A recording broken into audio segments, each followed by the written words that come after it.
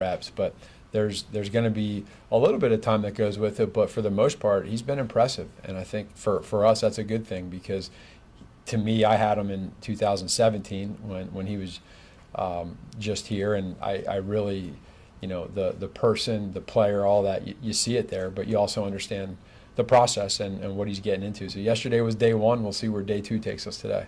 Coach, we've heard, Andy talk about not using Pat in a quarterback sneak role, and we understand why, what happened and everything, but I heard a stat somewhere about Carson Wentz actually had a higher success rate on quarterback sneaks than they have with the tush push now in Philadelphia. I mean, would that be an option that you send him out there? And I know you don't want to show that even say every time he comes out here he's going to do it, but he's not a tight end taking the snap. He's a quarterback. He can throw. He can do everything else.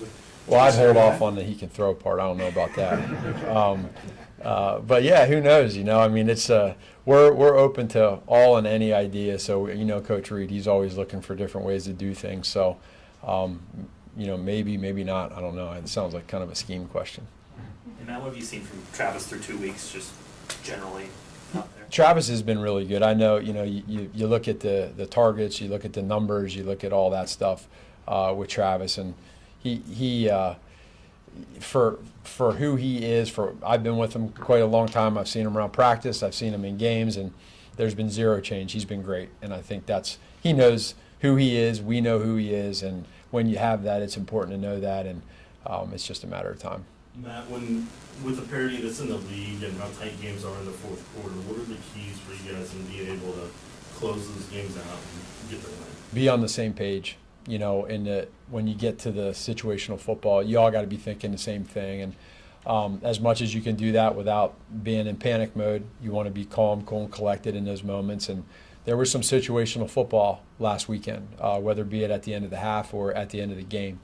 And I thought all three phases did a great job. But you gotta make sure you over communicate throughout the week with understanding situations, and then when you get put in that position in live, you better do it the right way. What are the challenges of the Falcons defense where they provide for you guys? Well, I just think they play hard.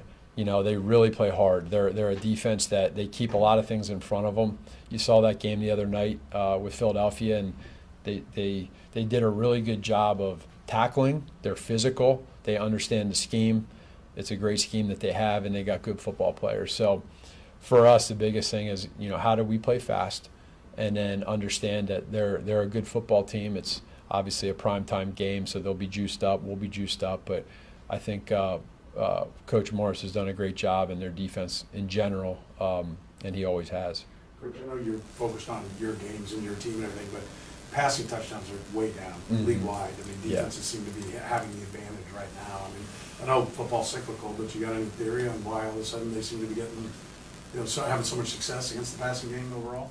Well, it is cyclical. I think that the defenses, whether you look at it you can get into the whole cover two shell idea. You can get the extra guys down in the box to stop the run, so you want to pass more, and then you pass more, and now they go cover two or shell.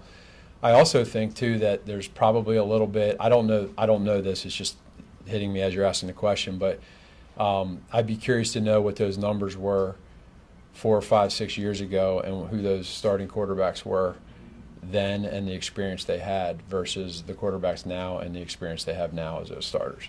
I don't know that. Maybe I'm way off, but it could be something there. There's a lot of young quarterbacks, and it's a tough position, and so maybe it's a combination of both. Last one, Pete. Regardless of who starts at left tackle, how much do you sense that maybe in certain situations you guys might have to go a little bit heavier just to figure out, okay, do we have enough protection there for Pat? Well, we always want to make sure, and even last week, Trey Henderson is a dominant defensive end, so we knew that going into it, and we had different things to try to help us out with that. So every week, regardless of who it is, we want to make sure that Pat is protected, and the quarterback in general. So we'll have a good plan for it, and then we got to be able to adjust too, because they're going to do different things for defensively each week, and that's our job as coaches to put the guys in the best position. Thanks, Coach. All right. Thank you. See you guys.